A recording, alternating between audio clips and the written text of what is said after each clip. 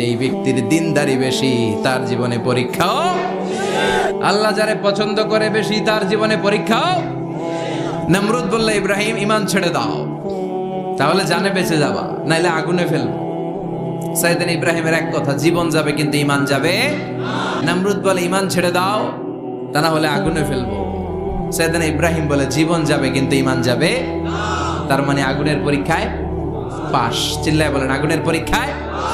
পরীক্ষা নাম্বার 2, একটার পর একটা পরীক্ষা নিতে আল্লাহ শুরু করলেন। আল্লাহ বললেন, ইব্রাহিম যাও, কলিজার টুকরা সন্তানকে আর হাজারকে মক্কার ধুধু প্রান্তরে ফেলে দিয়ে আসো।